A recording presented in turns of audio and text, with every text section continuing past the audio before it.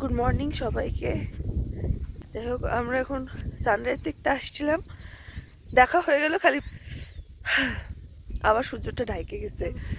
যদি আবার আবার দেখা যায় তাহলে তখন ভিডিও করব। হ্যালো সবাইকে, আমার প্রথম ব্লগে অনেকেই ভালো বলেছে, তো থ্যাংক ইউ তার জন্য। আজকে হলো ব্লগের পার্ট 2, মানে ডে 2। আজকে ভিডিওটা দেখো, আশা করি ভালো লাগবে। তো এখন আমরা চা খাবো, অনেক সকালে উঠছি। তারপর মানে আমরা সবাই মানে এখনো রিপন কাকু ওঠে নাই ঘুম থেকে, তা আমরা উঠে সানরাইজ দেখলাম। সানরাইজ দেখার পর শুধু ভিডিওটাই করা হয়নি, যদি করতে পারতাম তাহলে তো মানে আমি ব্লগে অ্যাড করতে পারতাম। আমি মানে একটা করছিলাম টাইম ল্যাপসে। যাই হোক, তো এখন আমরা চা খাই। চা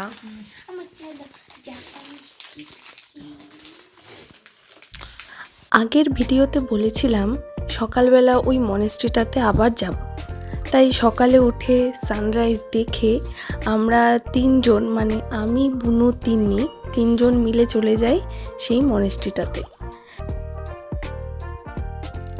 চলে আসছি মনেস্ট্রিটাতে, একদম নিরিবিলি পরিবেশ। দিনের বেলা এই জায়গাটা খুবই সুন্দর লাগছিল, আর পরিবেশটাও দারুণ ছিল। আমরা বেশ অনেকক্ষণ সময় কাটিয়েছিলাম, এত ভালো লাগছিল যে এখান থেকে উঠতেই ইচ্ছা করছিল না। আর ভিডিওতে জানি না কতটা সুন্দর লাগছে, কিন্তু সামনাসামনি যখন দেখেছিলাম মানে খালি চোখে আরও বেশি ভালো লাগছিল।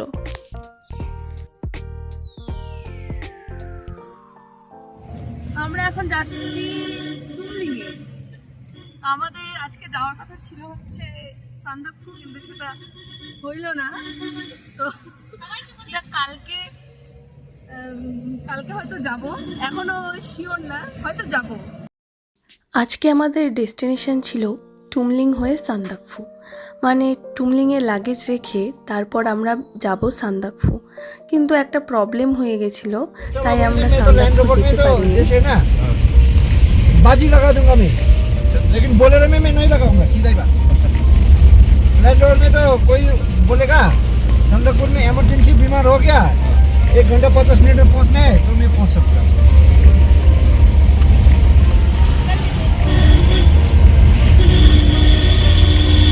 সৎকার হোমস্টে। আমি আমার রুমটা একটু দেখাই, মানে আমাদের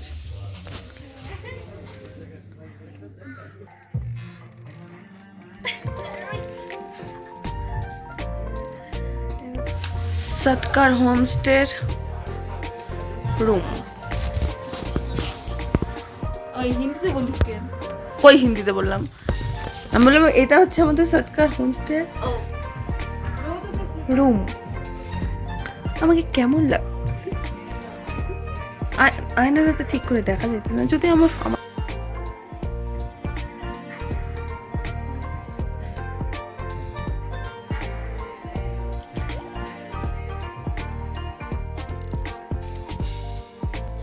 টুমলিংয়ে আমাদের হোমস্টেটা খুবই ভালো ছিল।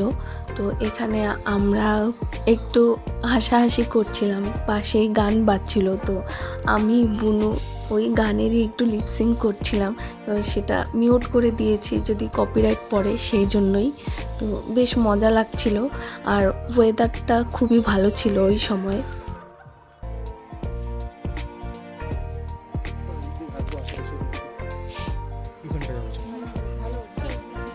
টুমলিং দারুণ একটা জায়গা। এখানে অনেকক্ষণ ফটো তুলে আশপাশ ঘুরতে ঘুরতে হঠাৎ করে বৃষ্টি চলে আসে, কিন্তু তাতে আমাদের কিছুই না, আমরা তো ঘুরবো। যাই হোক, ওদিকে রিপম কাকু আমার ছবি তুলে দিচ্ছিল। কি ভরসা লাগতেছে ভাই, অল্প অল্প বৃষ্টি পড়তেছে। আমরা এখন টুমলিংয়ে আসছি, এই বৃষ্টি কমে যাবে, ওই দিকটা রোদ। এখন একটু বৃষ্টি পড়ছে, খুব ওয়েদারটা খুব সুন্দর, আমার খুব গরম লাগছে। দেখি ভালো লাগছে, তারপরে সুন্দর। ওই দিকটা রোদ দেখা যাচ্ছে কিনা জানি না। দেখো রিপন কাকু কই যায়।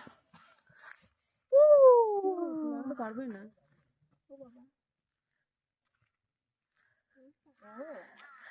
ও ভাই সাহব।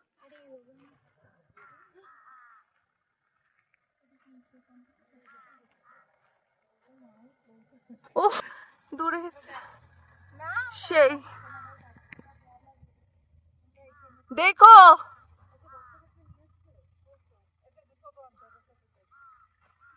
আমরা এখন রিপন কাকু যেখানে গেল ওইটাতে আমরা এখন যাইতেছি, দেখি আমরা পারি না কি। ও যতটা যাইতে পারা যায়। তো ওইটাতে যাচ্ছিস? ও ফাইনালি আমরা উঠতে পারছি। ইয়ে কি মজা।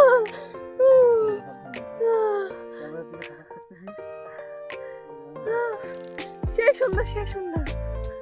কিচ্ছু দেখা যাইতেছে না পুরো।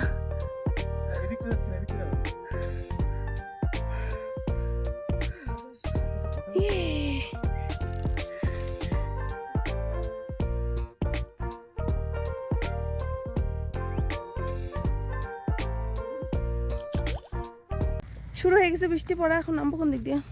মোটা করে নে, মাথা ভিজে যাবে। পুরো ভিজে গেছি। এখন আমরা যাইতেছি আমাদের রুমে। ওখানে গিয়ে লাঞ্চ করব।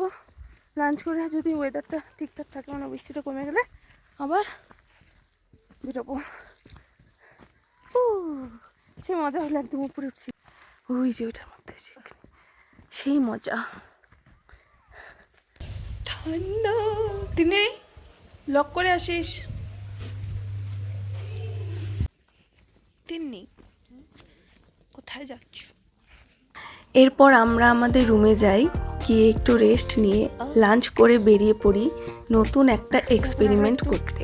মানে এটা আমার কাছে আর তিন্নির কাছে নতুন। আমরা তখনও পর্যন্ত ঠিক করিনি আমরা এই সব করব। যাই হোক, আসল কথায় আসি।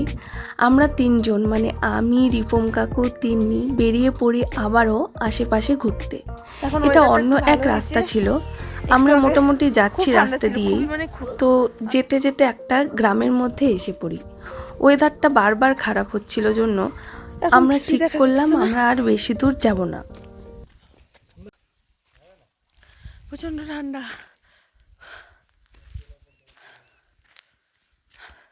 আমরা তো ফিরবো ঠিকই, কিন্তু এবার রাস্তা দিয়ে নয়।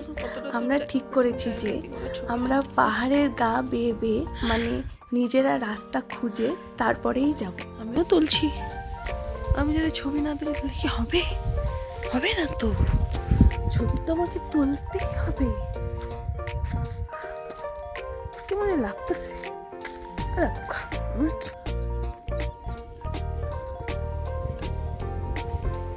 কিছুটা পথ যাওয়ার পর আমি আর পারছিলাম না, কিন্তু সেটার মুখ ফুটে বলতে পারিনি। তো ওরা বুঝেই গেছিলো। তখন রিপম কাকু আমাকে একটা লাঠি এনে দেয়, আর সেই লাঠিটাই আমাকে অনেকটা হেল্প করেছিল। ওই নিচ থেকে, কোন নিচ থেকে দেখা যাচ্ছে? কোথায়? ওই যে টিনের চাল দেখা যায়। হ্যাঁ, ওইখান থেকে এতটা আসলে দৌড়াই আমি হাঁপাই গেছি। আপাতত এখন আমাদের যাইতে হবে। দেখা কত দূর, কত দূর, কত দূর।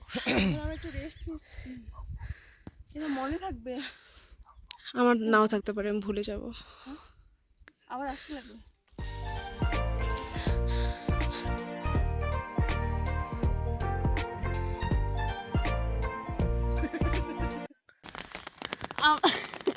আমরা এমন একটা জায়গায় ফাইসে গেছি, আবার চলে যাবে। এত বৃষ্টি পড়তেছে না, সাথে পাথরও পড়তেছে।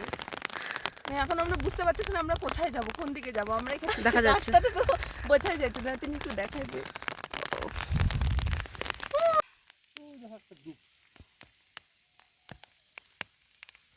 ওই যে লোকগুলো দাঁড়ায় আছে। হ্যাঁ, দেখতে পাচ্ছিস? চিল্লাইতে পারো। হ্যাঁ, ওটা দেখালাম একটা কাছে নেতানো।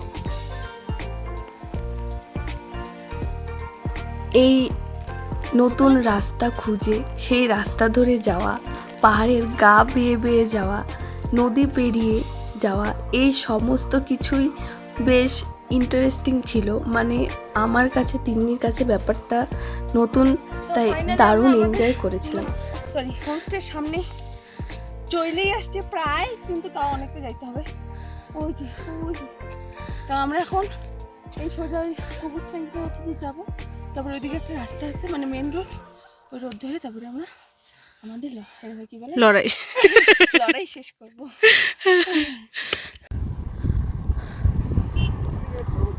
আমরা আমাদের মেন উদ্দেশ্য ছিল আমরা মেন রোডটা খুঁজব। আমরা ছিলাম ওই দিকে, এখন যদিও দেখা যাবে না, যথেষ্ট দূরে ছিল। ওখান থেকে একটা পাহাড় পার করে আর একটা পাহাড় পার করে, এমন করে পাহাড় পার করতে করতে ফাইনালি আমরা পাইছি আমাদের রাস্তা। এখন আমাদের আর লাস্ট একটা জায়গায় যাওয়া, সেটা হচ্ছে ওখানে স্টিকটা গাড়ি আসবো,